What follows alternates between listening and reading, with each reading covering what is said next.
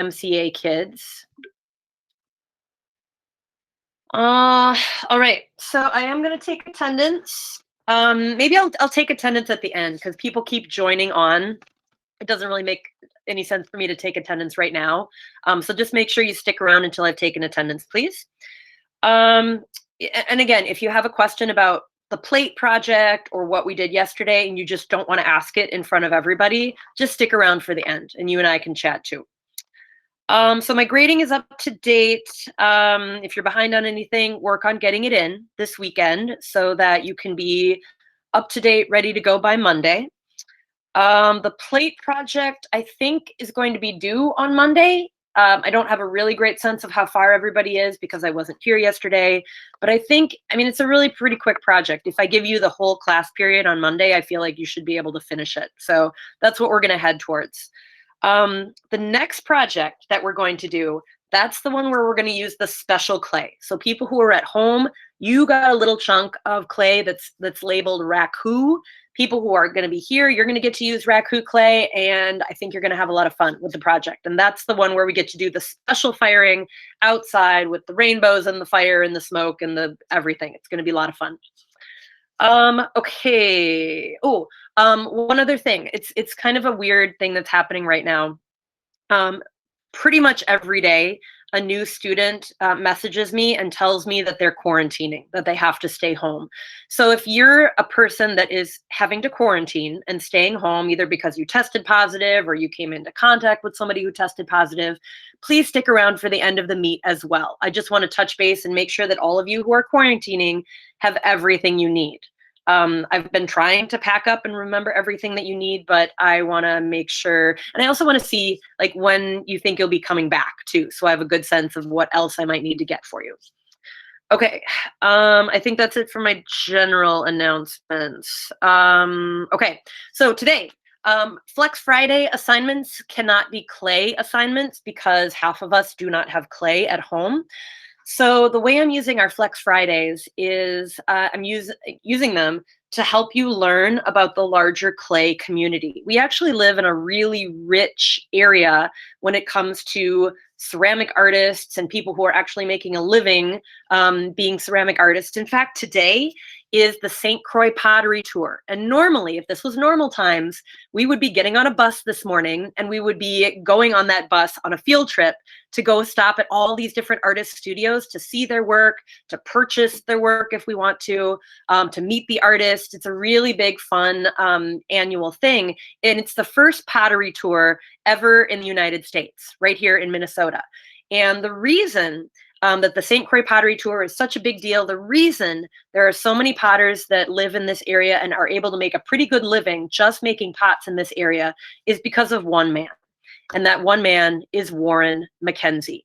So it's Warren MacKenzie that you're going to get to learn about today. I have a video, a 10-minute video that you're going to watch about Warren, and then a short 5-question quiz that you're going to answer about Warren.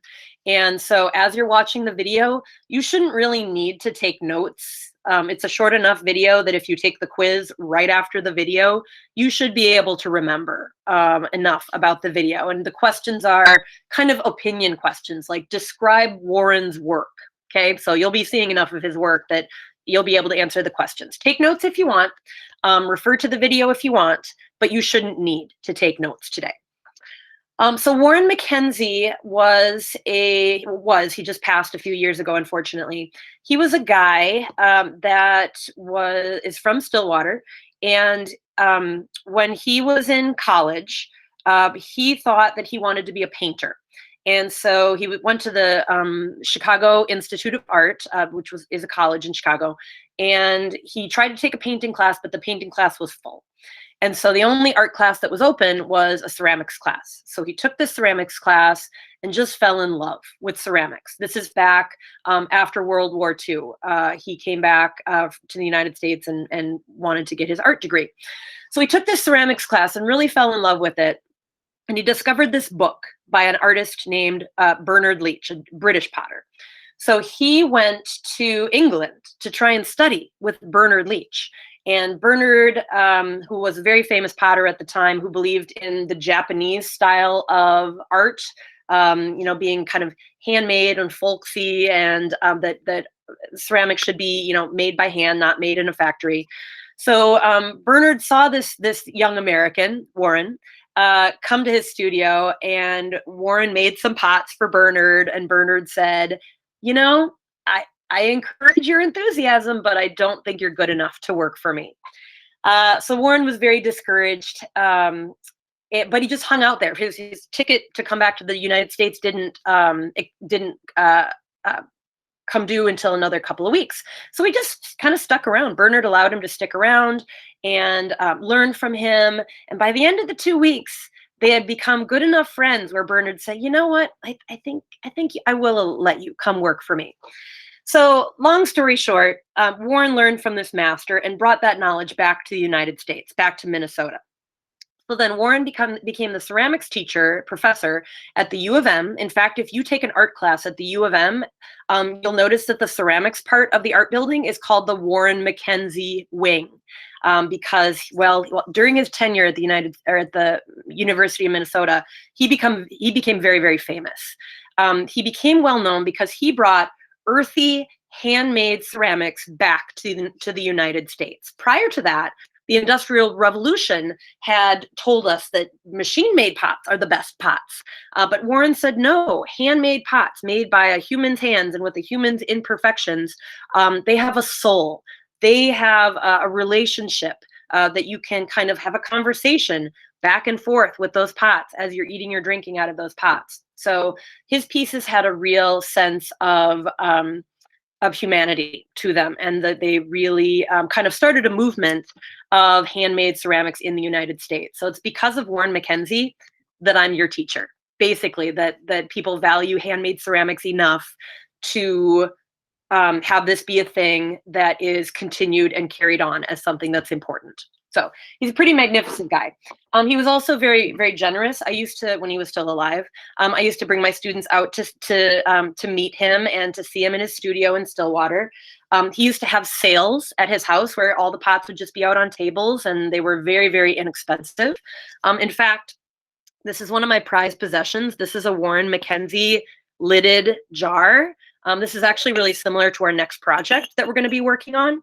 So I had coveted a Warren MacKenzie jar for years and years and years and years and years. And the thing about Warren's work is he wanted everybody to be able to purchase and use his work. But when he would bring it to galleries, for galleries to sell, they would mark his prices up way, way, way more than he charged, because they could. People wanted to buy his work because he was really famous. So I could never afford a Warren MacKenzie lidded jar, but I went to his house for the very last sale before he died, and I was able to purchase this little gem. And it's a little rough. It's more rough than the pots that he made when he was younger. He was probably in his 80s when he made this pot, but I still love it dearly to this day. I'm so enamored with this pot. In fact, I was really nervous about bringing it with me to school today. And someday for my next tattoo, I am going to get a tattoo of a Warren MacKenzie jar on my arm, because that's how much I love this man. He's the godfather of ceramics in Minnesota, or in the United States. So a pretty special guy. So you're going to learn more about Warren from Warren. And I'm going to show you where you're going to access this information. So I'm going to share my screen with you guys for a hot minute. So here is our Schoology page. So you're going to go to our current week, and you're going to go down to Friday. And so you're going to click on this link, which will take you to YouTube, which will play for you the 10-minute video that was produced by a local TV station about Warren MacKenzie. All right, I'm not going to play it for you now. You can watch it in your own time. And then after you're done watching that video, there's a short quiz, just a reflection, getting you to reflect on what you learned about Warren MacKenzie. So make sure you take the quiz right after you watch the video so it's all fresh in your noggin. So then over the next couple of Flex Fridays, we'll learn about more artists. Warren is a very traditional artist who works in this Japanese folk art style.